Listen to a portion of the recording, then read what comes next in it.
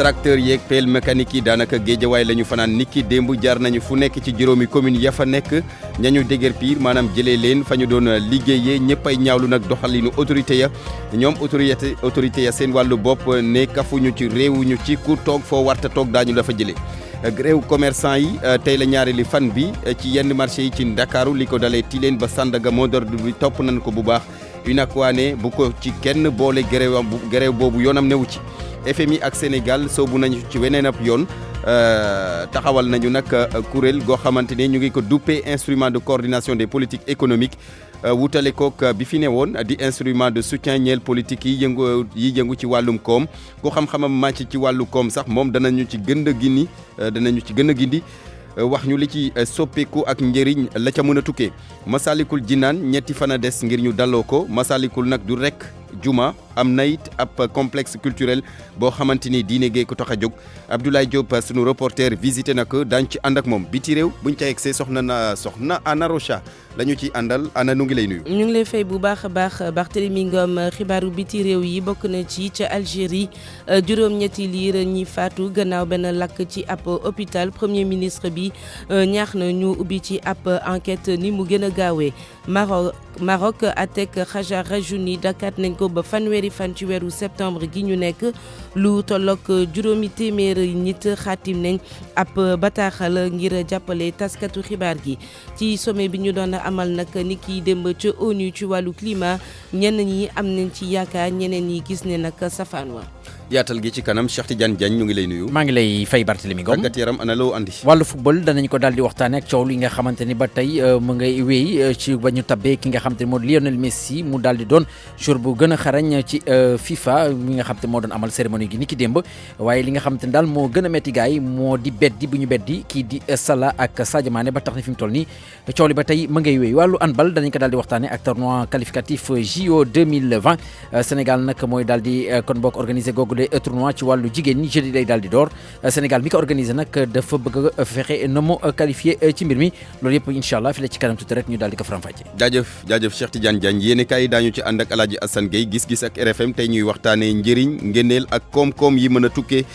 ci jumaayu Masalikul Jinaan gi ñuy daloog fileek ñetti fan Abdoulaye Diop moo fare ci machine yi.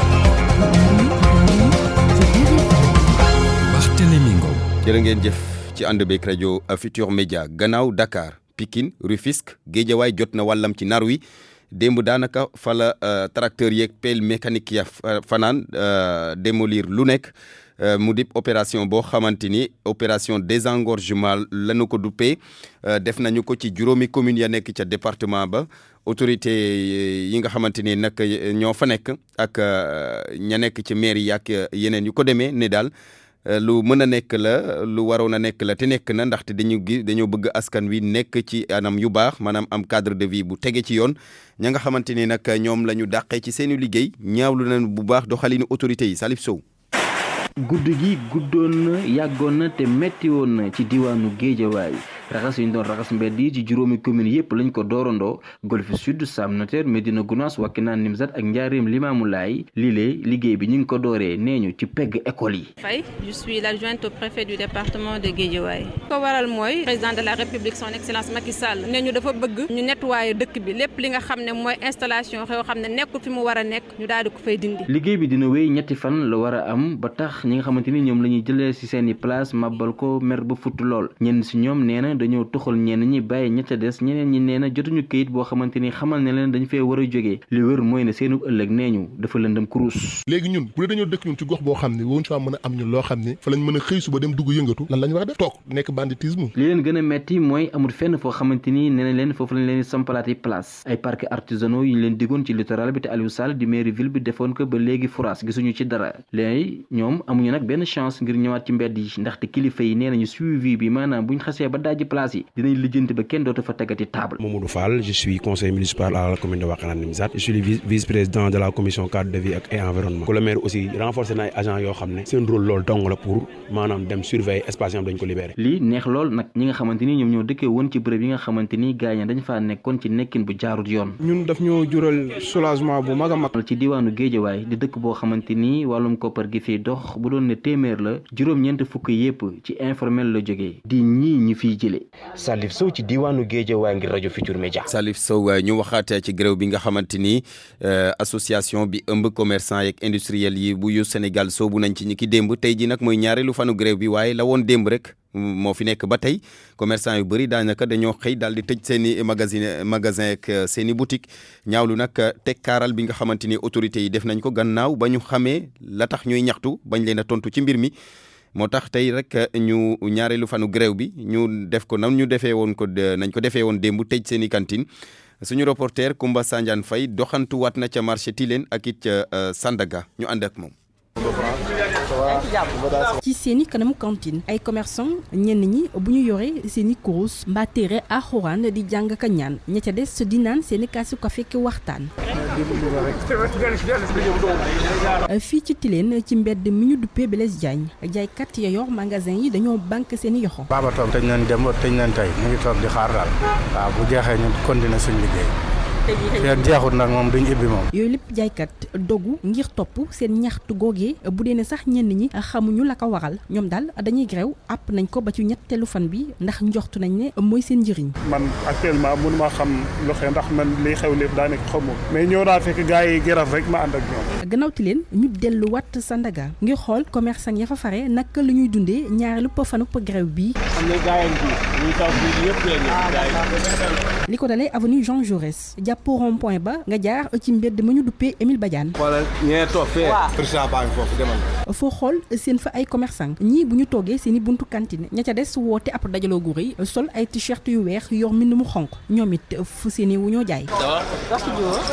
72 heures la. pare nañ pour respecter 3 jours rek. nit na métti mais aussi ñu régler une bonne fois problème bi yëpp. moo tax il faut ñu respecter 72 heures. li leen waa douane di teg ni ab taxe cher ayub la ñuy fay port ak aéroport bokk ci pont yi leen gën a yitteel ci li ñuy ñaxtu ceetlu gi benn la ci ñaareelu fan gi commerçant yi topp nañ bu baax boobu lépp banque pu yoxoo. Koumba Sandiane Faye jàppale ne commerçant ya nekk ca marché Castor ni kii tey jii ci ngoon bu ñetti waxtu jotee la ñu fas yéene seq ndajeek taskatu xibaar yi Castor nag moo di marché bi nga xamante ni barke démb lañ ko tëjoon ne dañ koy nettoyer gréewu commerçant yi nga xamante ni moom la ci Koumba Sandiane doon waxtaanal sànq UNACOIS nee na nag bu ko ci kenn boole yoonam newul ci gréew boobule ñu teewlu kii di Moustapha Lo mooy njiitu UNACOIS moo nekkoon gan ak RFM matin tey. ñun jàpp ñu sax jàmbat la jàmbat boobu am nañ ci juróom-ñetti réunion ak douane comme li ma la wax ci départ bi la buntu buñ tëjul la bu ñu ubbi xam nga fu mu dëngee ak fu mu yàqoo xam nga nekk ci yoon di grève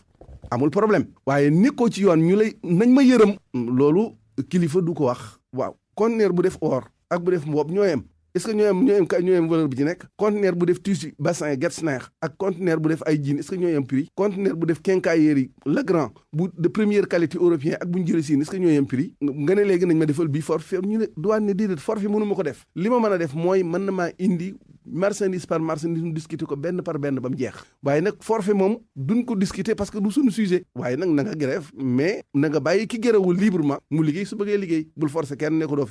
doo ubbi wala su ubbi nii wala nii loolu jaru ko dem di forcer ay nit dem ay comité def seen comité de défense ne nañ forcer nit ñi ñu tëj ñun duñ dem di tijjiloo nit ñi parce que UNACOIS du forcer kenn ñun duñu forcer kenn te li nga xam ne mooy commerçant yi du marché Sandaga rek ñi seet war nañoo xool ndax Sandaga rek moo tëj wala dem nañ HLM wala Colobane wala Fella wala dem nañ ci régions yi est-ce que ñun dañu yor union nationale des commerçants industriels du Sénégal. mu nekkoon kàddu yi Moustapha Lo du président UNACOIS waaye vice président ca kuréel googu ëmb ay commerçant la maanaam daal vice président UNACOIS moo nekkoon ganuk RFM matin ni ki tey jii fan yi seetlu gi moo di sibiru bi bari na lool. daanaka ci bërëb bu fajukaay foo dem fekk fa ay nit yu dajaloo bëgg a faju ndax grippe bi moo leen daaneel sibiru bi daanaka moom mooy motif bu ëpp ñeel consultation yi ci fan yi ca centre de santé Elisabeth Diouf nekk Gueule Tapée foofu nag médecin chef ba dëggal na ko nee na bés bu nekk daañu seet lu toll ci téeméeri nit ñu nga xamante ne sibiru bi moo tëral wala sax lu ko ëpp Nafissatou Sila.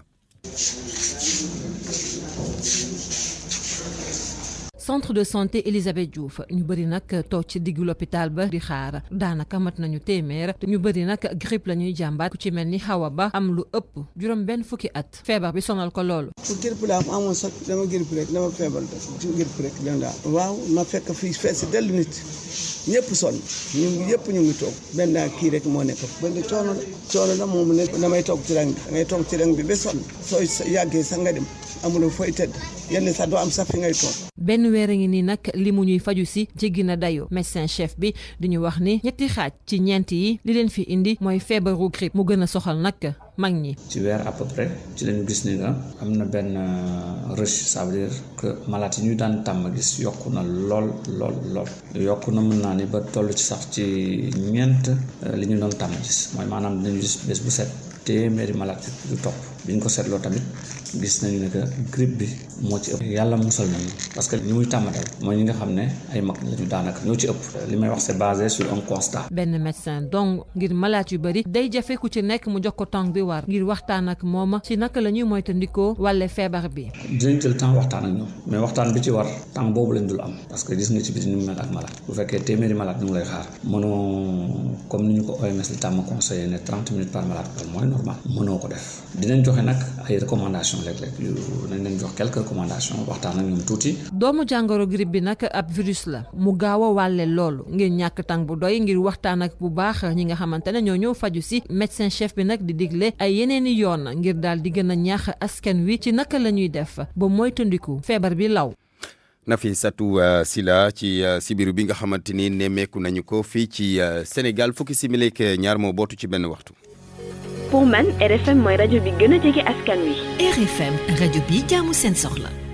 dette intérieure mu di bor bi nga xamante ni nguur gi amel na ko yenn entreprise yi nekk fii ci biir réew mi fi mu ne nii nag la ca des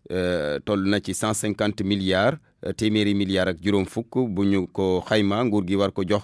yenn ci ay entreprise bokk na ci ñi yëngu ci wàllum BTP démb nag ci mission d'observation d'évaluation bi nga xamante ni FMI mu ngi ko doon def daal dina sàkku ci nguur gi ngir mu fay entreprise yi bor boobule looloo tax syndicat bi nga xamante ni mu di syndicat national bi ëmb ñiy yëngu ci wàllum construction ne FMI daal jox na leen maanaam daal jox na leen dëgg syndicat bi nag di sàkku ci nguur gi ngir mu fay ni mu gën a gaawee bor boobule secrétaire général ba Jaraaf Ndaw ci téléphone beeg Georges Dethié Diop. biñ ko xaymee woon ëppoon na 250 milliards biñ ko waxee am na ñu ko gëm am na ñu ko gëmul am na ñu doon gëmloo ne loolu nekkul mais tey FMI nga xam ne nii def na fi mission presque une semaine di càmbar économie réew mi wax na ci ay conclusion ay recommandation am ne état bi na fay lim yoral secteur BTP donc kon dafay firndeel ne li ñu waxoon am na donc kon ñun gis-gis bu rafet lañ ko gisee confirmer li nga xam ne nii moom lañ doon wax. li ci am solo nag mooy depuis boobu ba léegi biñ génnee ba léegi am na ay effort yoo xam ne aussi il faut reconnaître que état bi mu ngi koy def am na xaalis bu xaw a takk bu mu génnee à peu près dans les 100 milliards mais li am bu am mooy li des moo ëpp foofu liñ joxe am nañ ay promesse nag ne avant décembre bii dinañ fay lépp mais li ci am solo daal mooy nañ fay lépp parce que xam nañ ne bâtiment et travaux publics secteur de porteur de croissance la te entreprise yi buñ doxulee yaakaar naa liggéey bi économie dina am ay conséquences yu bëri sur le plan social sur le plan économique et partout donc kon tey loolu ñun daal FMI duñ mun lu may rafetlu taxawaayam ñaan aussi état bi dégg li nga xam ne nii FMI wax na ko mu fay nit ñi mën a nekk ci jàmm travailleurs yi mën a retrouver le sourire parce que aujourd'hui li ci am solo mooy aussi ne état bi chantier yi nga xam ne nii dañ leen arrêté woon yëpp travailleurs yi nga xam ne dañ leen def en chômage technique ñi nga xam ne dañ leen arrêté ndax problème u xaalis chantier yooyu aussi état bi ubbiwaat ko fay entreprise yi nit ñi mën a liggéey kon état bi nga fay entreprise yi ubbi chantier yi nga xam ne arrêté woon nañ ko faute de paiement nit ñi mën a liggéey mën a retrouver le sourire li def fayaguñ ko moom dem na ci 150 milliards. ñu des ba léegi ak FMI ak Sénégal bi nga xamante ni soobu nañu ci weneen ab yoon taxawal nañu kuréel gu ñu duppee instrument de coordination des politiques économiques wutale ko nag bi fi newoon di instrument de soutien ñeel politique yi yëngu ci wàllum koom ku xam-xamam màcc ci wàllum koom-koom di docteur Khadim Bamba Diagne ci jokkoo beeg Mamadou Amar Ndione mu nuy gën a gindi coppite yi na ma am ci mbir moomu la ñu teewlu ko ci. FMI da leen di accompagner bu seen balance des paiements xawee yëngatu tuuti pour ñu mën a jaaraat ci yoon maintenant Sénégal dañu doon appliquer ISPE dañu doon soutenir ci lan fexe ba Sénégal sur le plan international yeneen dëkk yi xam ko sans pour autant ñu def ay gëstu yu rëy ci ñoom. FMI moo leen di wan ni Sénégal ku baax la ñu ne Sénégal ku baax la wala Sénégal kat wóorul yeneen dëkk yi bañ ko wóolu donc dëkk yëpp dañ daan bëgg muy ñëw di leen visiter di leen jox ay notes chaque 6 mois pour yeneen dëkk yi ne Sénégal kat FMI lii la ko jox donc mën naa ko wóolu lebal ko wala mën ma koo lebal loolu mooy soutien bi. maintenant depuis 2007 dafa teg programme bu bees boo xamante ni dafa ñëw ci coordination maintenant ndax xool nañu dëkk africain yu bëri seen problème majeur mooy problème coordination ndax ñun amuñu habitude bu ñu jël benn décision di ci xalaat di xool nan lay impacté woo di ko évaluer dañu jël rek décision bi maintenant ñu jël ko mu baax ci côté boobu mais am beneen secteur bu mu yàq donc day baax ay borom xam-xam ay laboratoire ay experts yoo xamante ni ñu ngi liggéey ak FMI di ñëw di jàppale Sénégal tamit ci coordination bi di ko xool ne ko décision bi kat boo ko jëlee mën ngaa am par exemple oto yi boo jógee 5 ans yóbbu ko 8 ans mais yaa ngi xalaat environnement bi ni ñu koy yàqee parce que yow oto yi rek ngay xool mais am na impact bu ñu am ci environnement bi am na impact bu ñu am ci embouteillage bi am na impact bu ñu am ci croissance économique bi donc coordination boobu noonu day tax ñu gagner en temps en performance mais aussi dinañ fexe coût yi aussi gën a wàññeeku. ñu wax ci yenn chantier yi nga xamante ni dañu koy faral di amal ndax nag dañuy faral di def étude ngir xam impact environnemental beeg yeneen yu ko donee am na nag koo xamante ni jox nañ ko ci kaddu ku ci xam-xamam màcc moom Assane Goudiaby di jàngalekat ca Institut des sciences de l'environnement nee na étude ci impact environnemental bi moom lu war a mën a nekk la laata ñuy defar benn projet te loolu pour ñu jaar ci faw ñuy dëkkee waxtaan ak askan wi su ko defee ñu moytandiku pollution gi ñeel environnement bi nee na nguur gi tamit war na def kéem kattan ba respecter li nga xamante ni moo di condition environnementale bi fii bu dee defati projet mu di sujet boo xamante ni Mamadou Amar Ndione moo ci liggéey. développement dafa ànd ak ay infrastructure yu mag a mag waaye nag ci yan anam la ñu war a nekkee ci gox ak goxaan yi professeur Assane Goudiaby jàpp ne war nañoo xalaat bu baax ci wàllu environnement bi loolu nag lu am solo la bu ñu sukkandikoo ci jàngalekat bi ca ISE Institut des sciences de l'environnement ca faculté sciences techniques bu université Cheikh Anta Diop bu Ndakaaru. dañuy jël ay gëstukat ay borom xam-xam yi nga xam ne dinañu seet balaa infrastructure bi ñu tabax ko dinañu seet lan lay mën a indi si jéeye ci côté environnement bu ñu ko saytoo xool ko natt ko dinañu xam lan la ñu war a def pour que loolu mu wàññeeku bu baax a baax suñ ko mënulee sax éliminer. càmbar googu ñu war a càmbar wàllum environnement bi dafa am solo ñu waxtaan ci askan wi. waxtaan boobu nag doon na waxtaan bu nga xam ne pour jël seen intérêt pour prendre en compte seen intérêt maanaam pour sóoraale seen intérêt. jàngalekat bi di gëstukat tamit yokk ci ne nguur gi war naa taxaw temm ba lépp loo xam ne mën naa salfaañee mbirum environnement boobule mu taxaw ci. projet bu nga xam ne jóg na defar infrastructure nguur gi am na ci droit pour seet ndax yëf yi ñu ngi jaar yoon am déet parce que bu jaarul yoon am na droit arrêté ko wala ralentir ko seet nu muy def pour que mu redresser yëf yi pour que yëf yi am yoon. waxtaan bi sottalante xalaat bi war a am ngir lépp loo xam ne mën naa andi njeexital ci wàllu environnement bokk na ci li tax grand projet yi mën a antu professeur Assane Goudiaby loolu la gëm boole ci tamit nguur gi entreprise yi ak askan wi ñoom ñëpp war nañoo waxtaan ba déggoo. RFM rajo askan wi. Masalikul Jinaan ñetti fan a des ngir rek ñu dalloo ko waaye nag Masalikul du rek juma am na ab complexe culturel boo xamante ni diine gaa ko tax a jóg Masalikul ñu ngi ko tabax nag ci lu toll ci juróom-benn junni mètre carré bokk na ci jàkka yi gën a rëy fii ci Afrique am na benn salle bu mag salle boo xamante ne fa la ñuy ñaanee am na it beneen salle boo xamante ne soxna yi la ñu ko jagleel ak benn musée ak yeneen ñaari salle de lecture boo xamante ni góor ñeek jigéen ñi la ñu ko jagleel loolu nag di investissement boo xamante ni ay milliards ñu dugg nañ ci biir ñu ànd ceeg Abdoulaye Diop. ay voûte ak i coupole yu ngande la ñuy gis loolee lépp juróomi sorol daal di leen di tiim. J'ai blé petit. Une hauteur de 45 mètres et le grand une hauteur de 415 mètres. D'accord. Ça c'est le grand minaret rek. Oui, c'est le grand minaret. ñoo ngi fii si jumaa ju mag ji di Masalikul Jinaan ay fan des ñu daal di koy tijji ouvrier yi nekk ci finition yi. ki ñuy gunge di ki ñu toftal ci ingénieur projet bi étape bu njëkku visite bi di salle bu mag bu ñuy jullee. 5 coupoles quoi en tout mais benn bu mag boo xamante ne de diamètre 28 mètres et de hauteur 28 mètres et ouverture yi ngay gis nii 28 la. d'accord aussi ak yéen les deux petits coupoles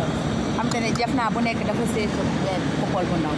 bile salle nekk en marbre décoration bi nekk ay coupole feuille or lampe yi nekk en cristal ñu daal ci bind ay bindub arab mën na dalal juróom-ñaari junniy doomu aadama léeg-léeg suñu guide bi di sax ñaan ouvrier yi ñu baral liggéey bi.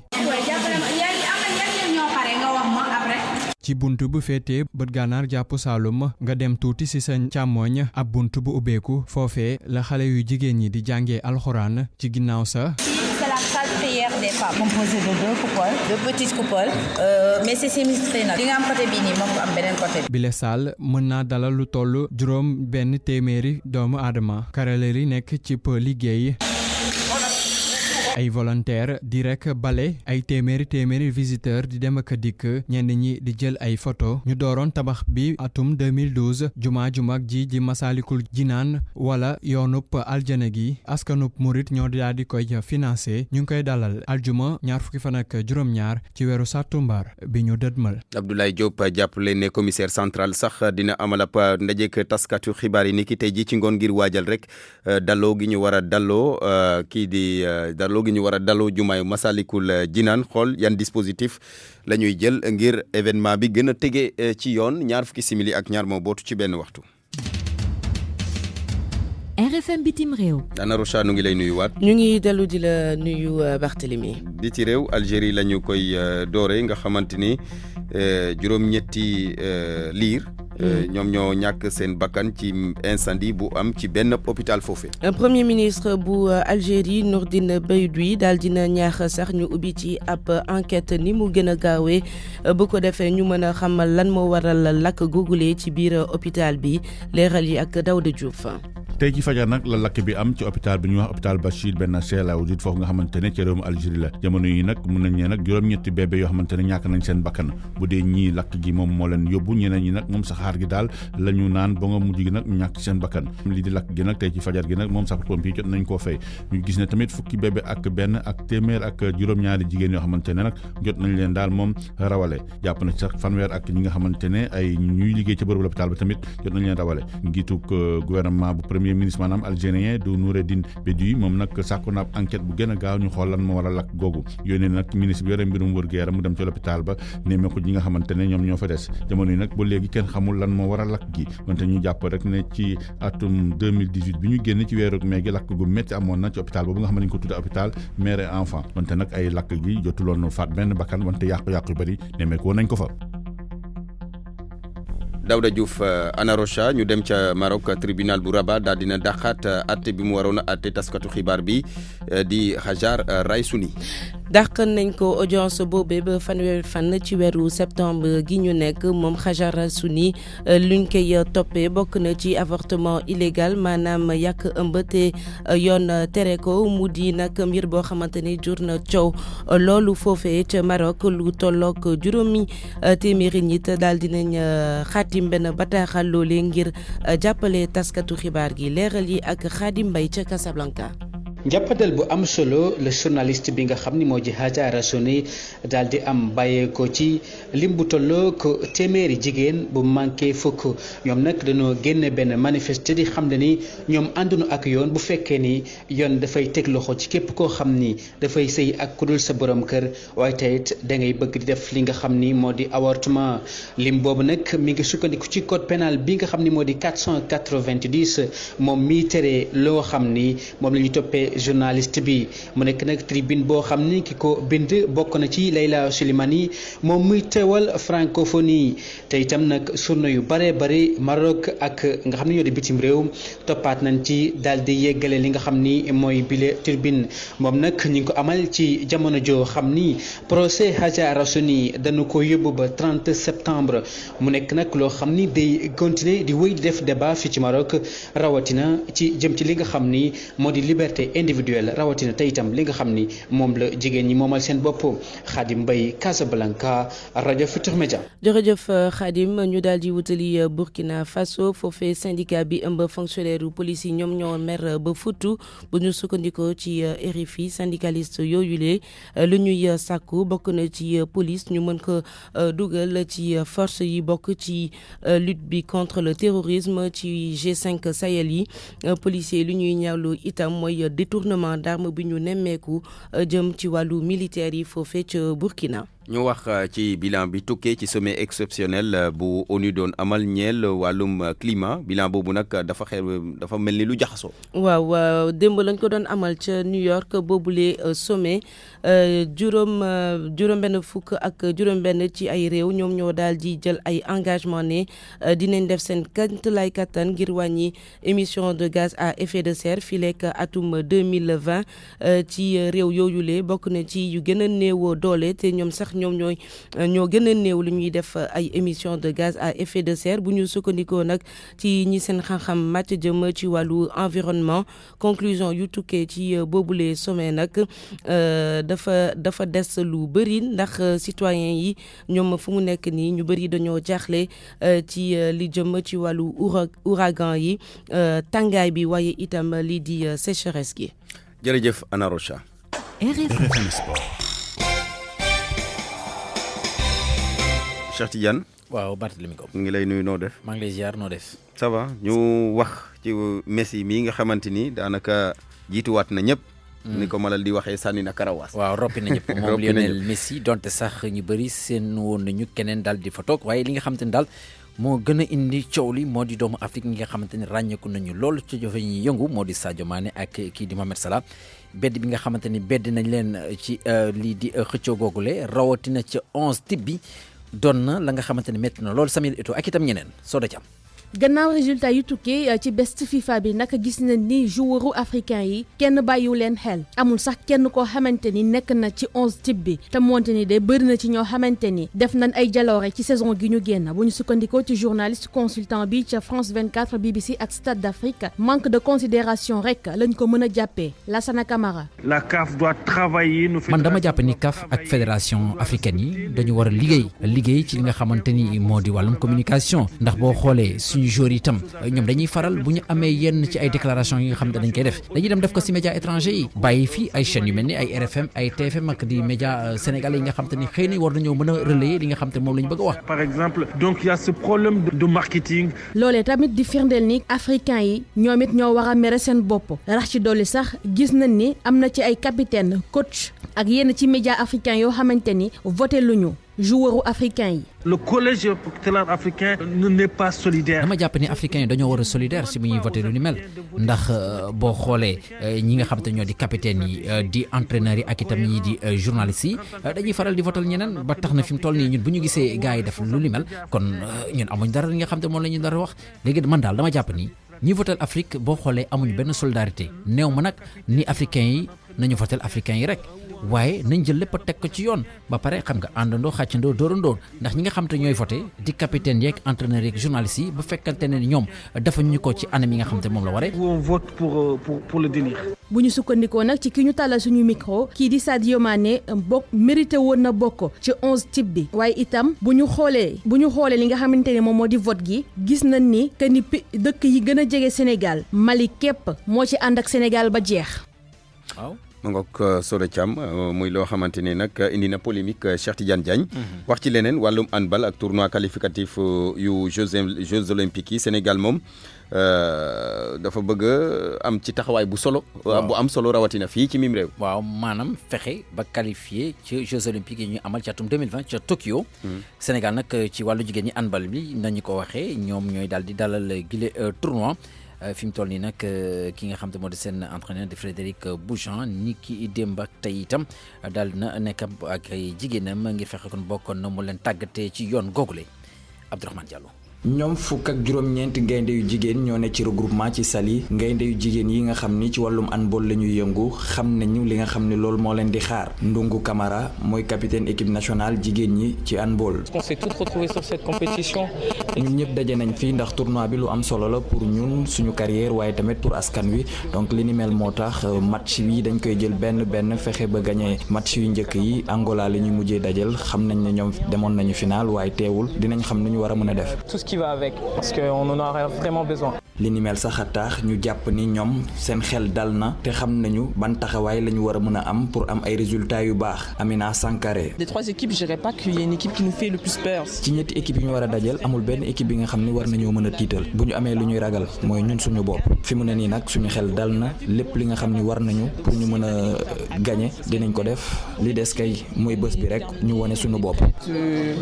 manque plus qu'à lâcher les chevaux quoi. ci tournoi qualificatif yi nga xam ni dafa jëm ci Jeux olympiques 2020 gaynde yu jigéenu handball yi waa Cameroun RDC ak Angola la ñuy dajal RFM Mbour Abdourahmane Diallo. Abdourahmane Diallo jërëjëf wàllum pays li di traversée Dakar Gorée danañu ko daal di amal niki dimanche gi tey jii suba gi nag fédération sénégalaise bu boobu les disciplines daal di amal conférence presse ngir daal di siiwal mesures yi nga xam te daal moom la ñu daal di jël ngir fexe nañu réussir googule événement Barthélémy. Cheikh Tidiane ñu wax ci tiis bi.